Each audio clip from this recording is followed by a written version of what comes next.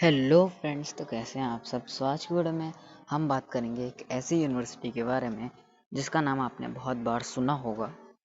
तो चलिए स्टार्ट करते हैं इस यूनिवर्सिटी के बारे में डिस्कस करना। तो यूनिवर्सिटी का नेम है नालंदा यूनिवर्सिटी, जिसके हम ओवरव्यू से लेकर इसकी लेजेस तक बात करेंगे। वीडियो में आप आगे बने रहिए। फाउंडेशन एंड एस्टेब्लिशमेंट की बात करें तो one of the world first residential universities थी, उनमें से एक थी वर्ल्ड की। एंड ये 5th सेंचुरी सीई के अराउंड में एक एस्टेब्लिशमेंट हुई थी ड्यूरिंग कुमार गुप्त वन गुप्त डायनेस्टी के जो रूलर थे।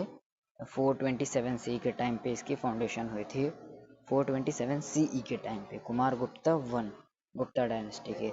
साइट इस प्रेजेंट डे कहाँ पे है? बिहार में है, बिहार इंडिया में है। करंट लोकेशन अगर मैं आपको बताऊं तो ग्रोथ एंड इम्पोर्टेंस की अगर बात करें तो ये पीक थी नालंदा यूनिवर्सिटी। ओवर इस पे कितने थे कि 10,000 स्टूडेंट और 2,000 टीचर्स इस पे पढ़ा रहे थे बच्चों को। एंड स्टूडेंट पूरे एशिया से आते थे, China, Korea, Japan, Tibet, Mongolia, Sri Lanka and central Asia से यहाँ पढ़ने के लिए, और यहाँ पर रह के वो पढ़ाई करते थे, डिग्रीज लेते थे जैसा कि हम अभी लेते हैं। तो उस समय पे वो वैदिक कथाएं की डिग्रीज लेते थे। एंड ये बुद्धिस्ट स्टडीज़ में स्पेशलाइज थी यूनिवर्सिटी, बट इस पे philosophy, logic, grammar, medicine, mathematics, astronomy और आर्ट्स भी पढ़ाया जाता था इस यूनिवर्सिटी में। इसका एक लाइब्रेरी कॉम्प्लेक्स था जिसको क्या बोलते थे? धर्मगंजा। धर्मगंज। यहाँ पे कुछ बुक्स के कलेक्शन थे, जैसे Ratan Sagara, ocean of jewels, Ratnodadhi, sea of jewels and Ratnaranjaka, delight of jewels. ये सारी कुछ लाइब्रेरी कॉम्प्लेक्सेस थे, इनके नाम थे, जिसपे धर्मगंजा नाम की कलेक्शन क्रिएट होते थे। फेमस स्कॉलर्स एंड विजिटर्स की अगर बात करूं तो ये स्कॉलर्स जैसे कि नागार्जुना, आर्यभट्ट, डिग्नागा, धर्मपाल एंड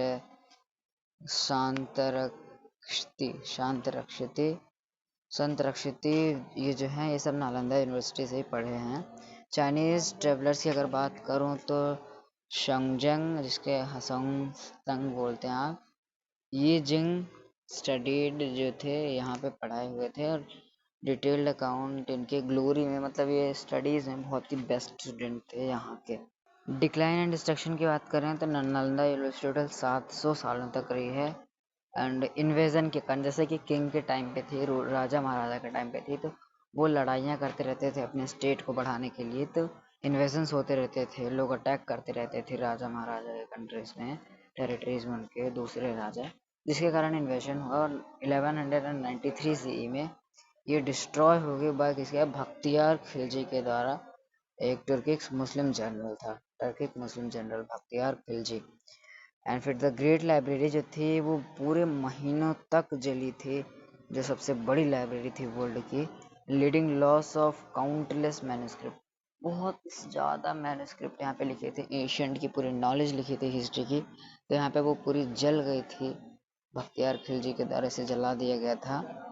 एंड फिर क्या हुआ?